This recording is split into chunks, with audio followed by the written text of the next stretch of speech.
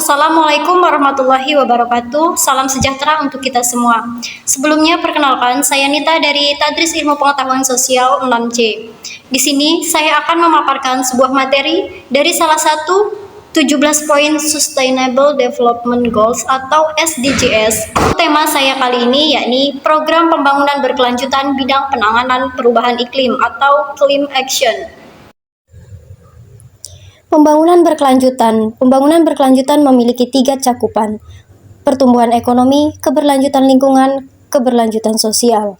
Pembangunan berkelanjutan adalah proses pembangunan lahan, kota, bisnis, masyarakat, dan sebagainya yang berprinsip memenuhi kebutuhan sekarang tanpa mengorbankan pemenuhan kebutuhan generasi masa depan. Pengertian iklim, kondisi temperatur, curah hujan, kelembapan, angin, intensitas cahaya, partikel yang ada di atmosfer, dan elemen meteorologi lainnya di suatu wilayah pada periode waktu yang panjang. Apakah itu perubahan iklim? Secara sederhana, perubahan iklim diartikan sebagai perubahan signifikan dari iklim, suhu udara, dan curah hujan dalam periode waktu dasawarsa hingga jutaan tahun. Proses perubahan iklim terbagi menjadi 2, yaitu yang pertama pemanasan global, yang terjadi karena konsentrasi gas rumah kaca atau karbon dioksida, metano, nitrogen, dan sebagainya selalu meningkat, yang menyebabkan lapisan atmosfer semakin tebal dan panas bumi yang terperangkap di atmosfer semakin banyak, sehingga meningkatnya suhu bumi. Yang kedua yaitu meningkatnya gas rumah kaca yang disebabkan oleh pembakaran penggunaan bahan bakar fosil pada kendaraan bermotor, deforestasi atau penggundulan hutan, kegiatan peternakan dan pertanian, penggunaan CFC untuk lemari es dan AC, penggunaan aerosol untuk pengharum ruangan, obat anti nyamuk yang berlebihan. Apakah dampak perubahan iklim? Yang pertama, cairnya lapisan es di kutub utara dan di puncak gunung tinggi, meningkatnya tinggi permukaan laut, meningkatnya kejadian cuaca ekstrim, peningkatan dan penurunan jumlah curah hujan, dan peningkatan sejumlah penyakit akibat nyamuk dan serangga. Bagaimana mencegah perubahan iklim? Yang pertama, hemat penggunaan listrik dapat membantu mengurangi panas bumi. Kedua, hemat pemakaian air dapat mengurangi volume di saluran buang air sehingga mengurangi resiko banjir. Gunakan produk ramah lingkungan. Keempat, lakukan 5R, rating, reduction, reduce, recycle, dan replace, atau mengubah pola konsumsi, mengurangi pemakaian, menggunakan kembali, serta mendaur ulang barang yang sudah digunakan. Kelima, gunakan kendaraan umum. Dapat mengurangi gas karbon monoksida dan dihasilkan kendaraan bermotor. Keenam, kurangi pemakaian gas aerosol. Dan ketujuh, tanam pohon. Pohon dapat menyerap karbon dioksida sehingga dapat meredam kenaikan gas rumah kaca. 17 tujuan atau indikator Sustainable Development Goals atau SDGs.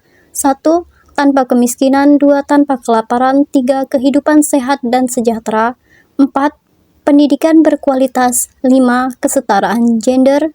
6. Air bersih dan sanitasi layak. 7. Energi bersih dan terjangkau. 8. Pekerjaan layak dan pertumbuhan ekonomi. 9. Industri, inovasi, dan infrastruktur. 10. Berkurangnya kesenjangan. 11. Kota dan komunitas berkelanjutan. 12. Konsumsi dan produksi yang bertanggung jawab. 13. Penanganan perubahan iklim. 14. Ekosistem laut. 15. Ekosistem darat. 16. Perdamaian keadilan, kelembagaan yang tangguh. Dan 17. Kemitraan untuk mencapai tujuan. Program Pembangunan Berkelanjutan Penanganan Perubahan Iklim COP26 Fokus Mitigasi Perubahan Iklim.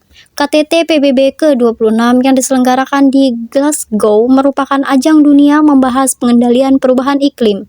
Agenda utama dari COP26 yakni yang pertama memastikan pencapaian net zero dan menjaga batas kenaikan suhu 1,5 derajat Celcius seperti mengurangi deforestasi, beralih ke kendaraan listrik, menghentikan penggunaan batu bara, mendorong investasi energi terbarukan.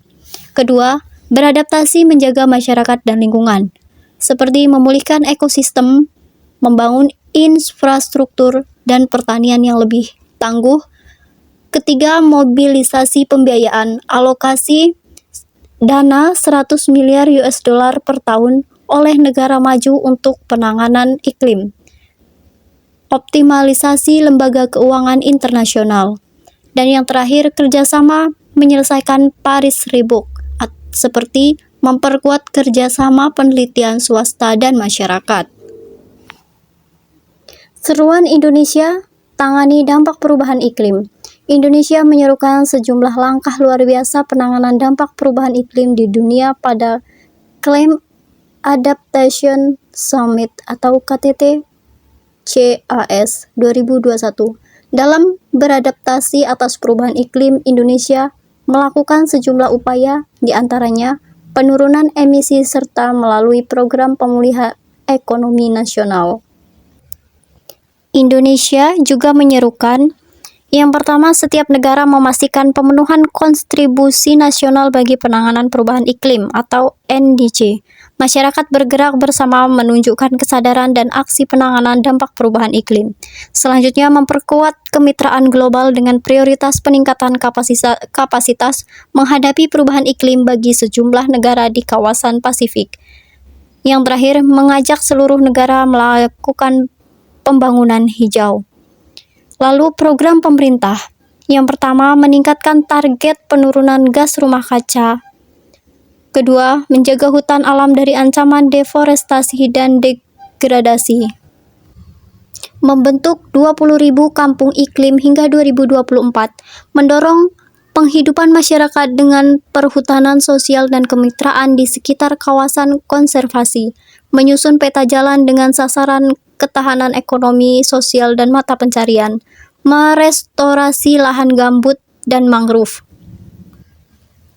Program pemerintah Kabupaten Seluma, yakni Program Kampung Iklim, merupakan gerakan nasional pengendalian perubahan iklim berbasis komunikasi untuk meningkatkan ketahanan masyarakat terhadap dampak perubahan iklim atau adaptasi dan mengurangi emisi gas rumah kaca. Program Pemerintah Desa Simpur Ijang. Di sini pemerintahan Desa Simpur Ijang, Kabupaten Seluma memiliki beberapa program dalam penanganan dampak perubahan iklim pada saat ini. 1. Mengajak masyarakat bergotong royong membersihkan saluran air ketika curah hujan turun dengan deras untuk mengantisipasi meluapnya saluran air yang mengakibatkan banjir. Kedua, membangun irigasi untuk melancarkan aliran air. Ketiga, menghimbau masyarakat agar tidak membuang sampah di sungai ataupun irigasi. Baiklah, mungkin cukup sekian pemaparan materi dari saya. Semoga materi ini dapat kita manfaatkan. Saya akhiri, wassalamualaikum warahmatullahi wabarakatuh.